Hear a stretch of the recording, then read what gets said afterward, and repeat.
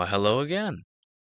Now, if you didn't know, I am a huge fan of the Souls series. I'm a massive fan of Bloodborne, Elden Ring, Dark Souls, Sekiro. I've played them all, and they're all very, very fun and interesting. And they have so many amazing concepts to them. So when I heard that a movie of Elden Ring was in the works, and a Bloodborne series by Jacksepticeye was coming out, I was ecstatic. I was thrilled. I was overjoyed. And I cannot wait to see these projects. So then I decided, what better to do than to go back and sort of re-review all the old bosses and characters that I love so much and try to see how I feel about them today. I loved most of the bosses in most of the games, but how do I feel about them now? Well, that might change. Their designs are incredible usually, their stories are amazing, and the way that they play is very fun. It's kind of hard to find a really, really bad Souls boss, so usually they're very high quality. But I am curious to see which ones I like the most now, and because of these films are coming out and these projects are coming out that are bringing them back into the limelight with a new Sekiro Series 2 on the way, by the way, well, what better to do than to review my favorite designs, my favorite characters, my favorite monsters. So that's what we'll be doing today. And yes, I'll have a tier list. I'll have all the tiers. I'll have golden as the best tier. I'll have tarnished and lowly as the lower tiers. I'll have mid-tier, as a reference to Dark Souls 3, obviously, and the mid tiers, and we'll go from there. Now, before I start, I just have one simple rule first. I will be ranking these guys at scales. The lowest of the scales is going to be gameplay.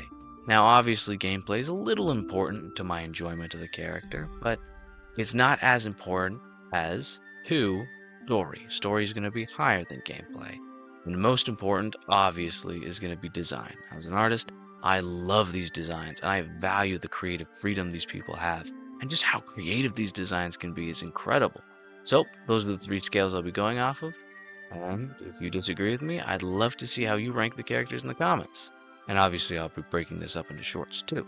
So, without further ado, let's get started. For today's video, I'm going to be focusing on Elden Ring, the real huge success of the franchise. While all of these games were popular in their own right, Elden Ring was the one who literally broke into the mainstream more than all the others. Look at the sales numbers alone, the size of the game, and you understand that right away. The most bosses, the most dungeons, the most freedom of movement. This game had the most to offer by far. It is a huge game. And while I would love to critique the areas, if this does well enough, I will, the game does a really good job at starting you off in a fun opening area, Limgrave. And what better place to start with our ranking than the main boss of Limgrave, Godrick the Grafted.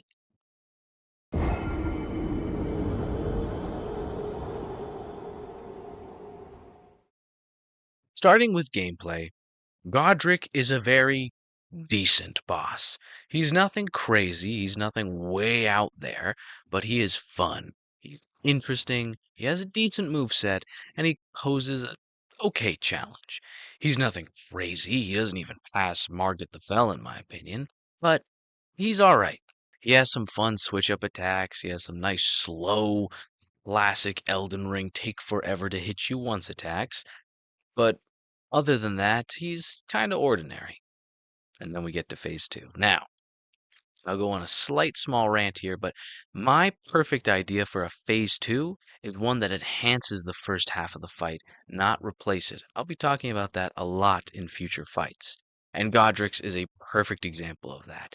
Replacing one of his arms with a dragon arm, we'll talk about that in the design section, is not only a fantastic way to change up his moveset to fire-based attacks, but it also opens up for new grab attack options and a whole lot of new maneuverability and, of course, AoE attacks. It's a great way to diversify the fight, and it does a lot with not too much changing. It's fantastic. So far, I'd say that it's a high B so far, a high B so far. But what about the story of Godrick? Now, Godrick's story is one of sorrow, sadness, and honestly pity. Godrick is a very weak being, a diluted part of the bloodline of gold, someone who is very far removed from the might of this golden lineage. And as a result, he has a tendency to be very lowly on himself, and he uses grafting body parts of other people and creatures and beings to make himself stronger, larger, more imposing. He hides behind this shell of other bodies and arms to hide his own insecurities, and it's an interesting way to depict the character. Now, obviously, he's kind of a fraud, as he gets his butt kicked by Melania, and, we as a lowly tarnished who are barely leveling up in the world kick his butt. He's the first to go of all the demigods. Demigod. He's a far offshoot of the bloodline. Everyone basically talks crap about this guy. Nobody respects him. Zero, zilch, nada. Not a single person in the lands between respects this guy. Not even Gostock, the guy who is essentially his gatekeeper. That guy stomps on his head when he's done. So, lore wise, he's really pathetic. But that still makes him a compelling character. He takes over Stormvale still. He's technically successful, but he's always depicted as a coward. He hid amongst the women folk of the city in order to hide from Radon when he pissed him off, and used this sort of mimicry veil to sort of hide his visage. He fought Melania, lost, and then licked her boots in order to beg for his life.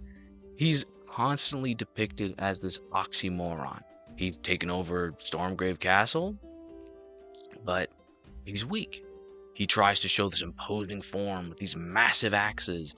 Again, he's weak. Though it's a very interesting dichotomy. Now for my favorite part. Design. Oh boy, it is fantastic. The first time I saw his concept art, game model, everything, I thought he would be this mad king, this monster of a being, this hulking beast that was unstoppable. And in some ways, he kind of is. He's massive compared to the average man, but the best way I can describe Godrick is he is a small fish in a very, very small pond. Everyone around him are very weak or not that high in the rankings of this world. These characters in Limgrave are not that powerful, but compared to characters like Melania, Radon, Morgoth, Mog, all of the other demigods. Heck, I'd even say even Crucible Knights. Even to some Crucible Knights, he's nothing. He is lowly and he is weak. They are big fish to him, but he's super small. So, being in a smaller pond and being a fish bigger than everyone else around, of course he's going to feel like a god. Of course he's going to be powerful by comparison. When you take a second to really peel back the layers of his strength, you really realize how weak he is compared to everyone else. And when he grafts the head of a dragon onto his arm, it's cool, it's awesome, but he's still not that powerful compared to the other characters in the universe. And then let's get to the music. Oh my goodness, the music in Phase 2 is amazing. Just watch this shot. Watch this cutscene. Trust me.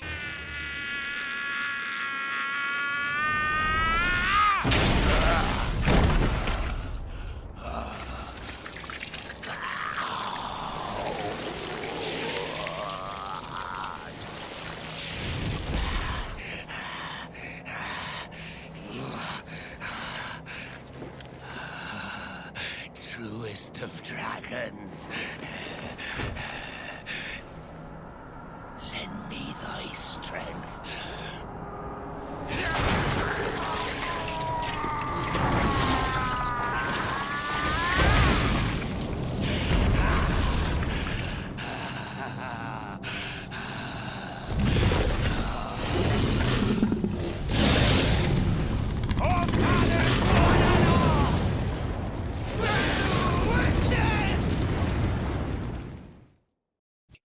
I mean, what do I even have to say? It's an awesome cutscene. It's really well voice acted, and it's fun. You've got a great design, great story, and you've got a pretty good boss fight. So I gotta put him in gold here. He is a fantastic boss and a staple of Elden Ring.